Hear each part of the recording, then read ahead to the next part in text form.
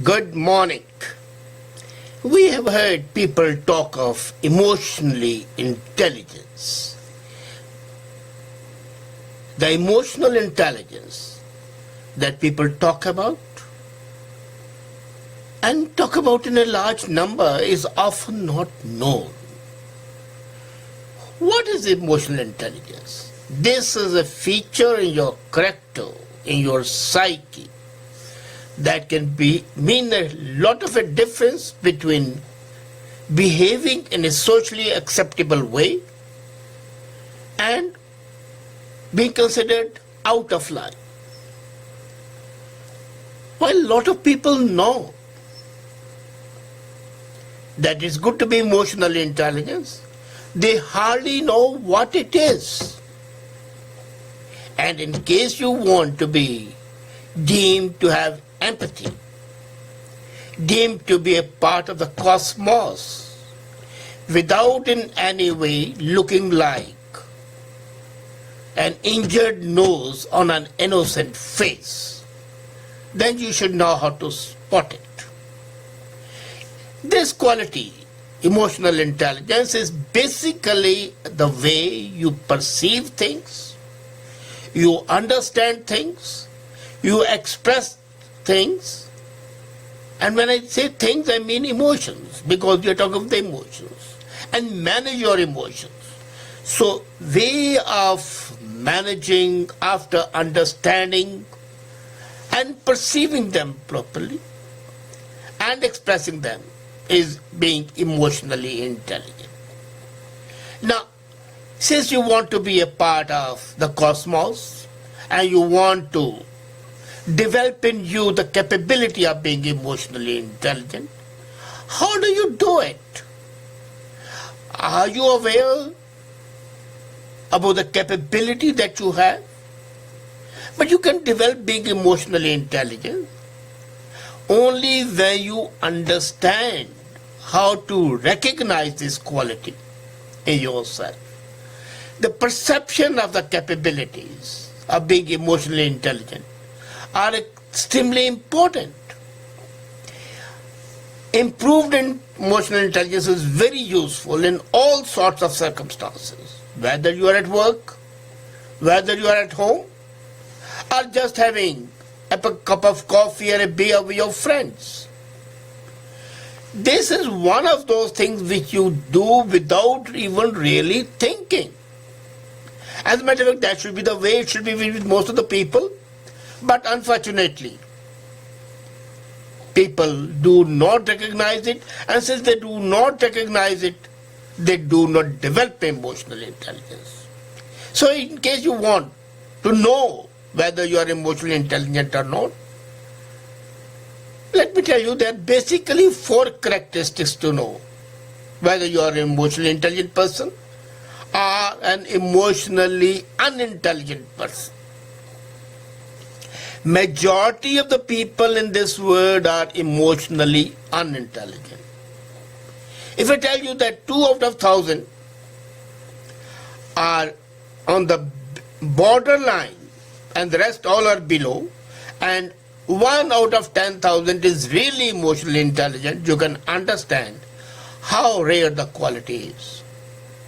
But it can be developed. It's not that something which is given to you by some outside agency called God. So check out the basic features of being emotionally intelligent. When you react, do you think about your reaction? That if you are emotionally intelligent, you should be able to recognize the difference between good reaction and a bad reaction. Now you can always have an immediate reaction which is not acceptable. But if after half an hour you ruminate, you think about it, and then you can differentiate between the good reaction and the bad reaction, you are emotionally intelligent. You see, instant reaction is not bad. It gives out the built-up steam within you. It's like you are like a human being is like a pressure cooker. You keep on building the steam and you will burst. You might have a cerebral hemorrhage. You burst out. It might look bad, but you are releasing the steam. The second step, of course, is more important. Some time elapses, maybe half an hour in some cases, maybe about an hour in another case. And then you realize that your action or rather your reaction was disproportionate and you try to make amends. It might happen again, sure. But the very fact of your realization makes you emotionally intelligent. You know, emotions contain information which is very useful to personal and social functioning.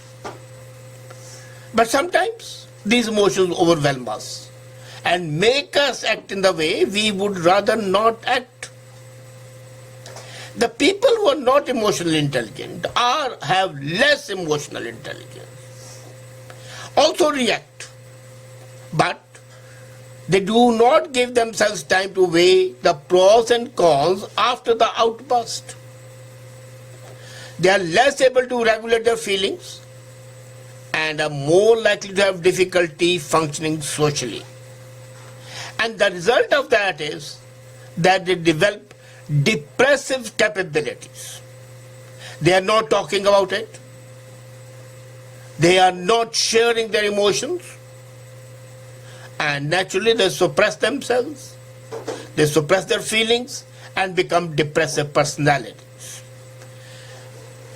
People with mild depression and major depression have difficulties understanding and managing their emotions.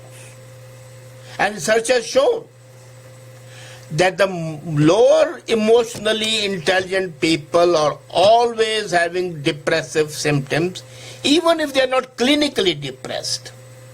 You know, to be clinically depressed, you have to reach a certain level of depression where your thoughts of negative nature overwhelm you and you become a fit case for a psychiatrist. But you can still have depressive thoughts. And these depressive thoughts show, if they continue for a long time. Now again, every individual is, as a human being, would have depressive thoughts at one time. But if they are predominantly always there, or most of the time there, or say even 70% time there, then it only shows that your emotions are not in sync with being intelligent. Second situation is, do you see the situations that you are placed in as challenges? If you are able to see the negative emotions in yourself and you also see the difficult situations as a challenge and want to come out of that challenge, then you are extremely high on the emotional intelligence quotient. Most of the people, when they face a challenging situation, either do not see the negative emotions that's building up in themselves or see the reasons of other ways out of that situation. You can be sure you are a fit nutcase. At the most and at the least, you are emotionally unintelligent. Imagine for a moment that you have lost a job. An emotionally intelligent person might perceive the emotions as cues to take action, both to deal with a challenge and control your thoughts and feelings. If you start just thinking, well, what shall I do? From where shall I get the food? Where shall I live? How shall I pay my mortgage? How shall I pay my dues? Rather than taking effective action, then you are emotionally immature, if not emotionally deficient. As a matter of fact, your emotion and intelligence quotient is way low than it should be. A person with a poor emotional skill would ruminate their job, consider themselves to be hopelessly unemployable, and then spiral down the abyss of depression. This is your emotional intelligence which saves you all the time from these issues. Third most way you can identify whether you are emotionally intelligent or not, how you modify your emotions. There are times when your feelings get better of you. Yes. And it happens. It's very normal. But in really emotional intelligent people, you are able to see when it's going to happen and you modify your reactions. Too much of focus and motivation is also bad.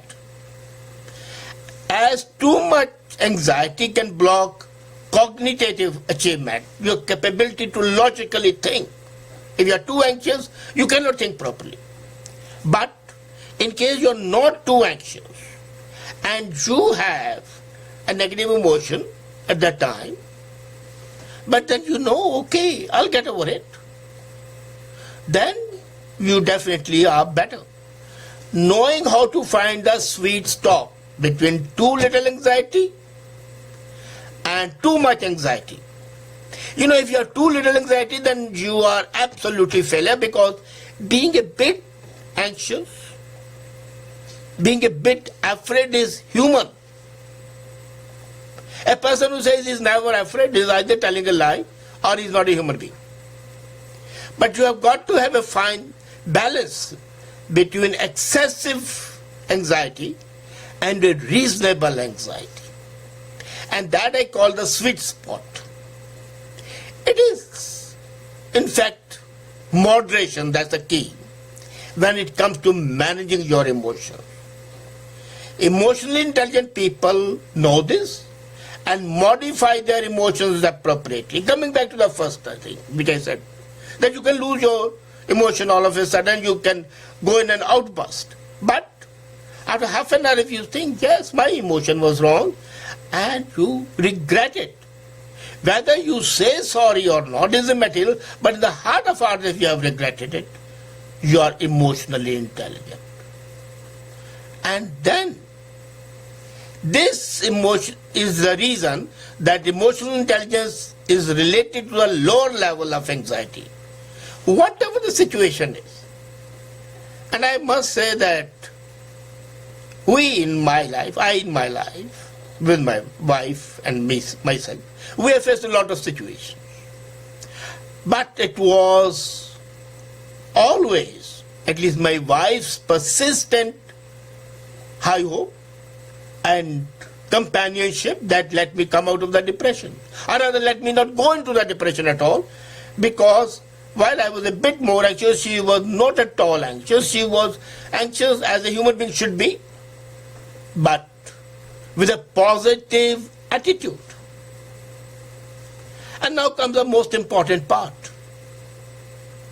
Can you put yourself in other people's shoes? If you can extend these skills beyond your personal function, then you have still higher level of emotional intelligence. Emotional intelligence can be particularly important in workplaces that require heavy emotional labor. That means people have to manage their emotions according to the organizational rules. You join an organization, there's already an organization culture. It is for you to merge into that. 1,000-odd people working in that organization are not going to change their attitude because of you. You have got to change your attitude because of them. And these jobs are especially important in the customer service jobs, where you have got to have empathy with the customers, despite the fact that the customer may be yelling at you. That's why emotional intelligence training is extremely common. And most effective training is focusing on management and expression of emotions. People have come to me and I have coached them. It's a long process. It takes about 10 to 15 sittings, but then people can always do it, and they've done it. It's worth pointing out that, in fact, the emotional intelligence is a cognitive capability, and that can improve you across your lifetime. It's not important that you can't learn today. You might be 60 years, 70 years, and still you can enhance your emotional intelligence. If you can recognize your emotional intelligence, that's the first step towards becoming emotionally intelligent if you are deficient. And in case you are not deficient, you can always increase your emotional intelligence quotient. Now, I'm amazed, people talk of the intelligence quotient all the time. As a matter of fact, emotional intelligence quotient is much more important than a mere intelligence quotient. Are you aware that the people with an extremely high intelligence quotient have very low emotional intelligence quotient, and that's why they border on being depressive maniacs? Look at Leonardo da Vinci. Look at all the poets and the philosophers, the real great poets. They were full of melancholy, sadness, moroseness. They were cut off from the major part of the life. Great creative geniuses, but not great human beings. To be a great human being, you have to go through these 4 examinations of yourself, of your mind, of your psyche.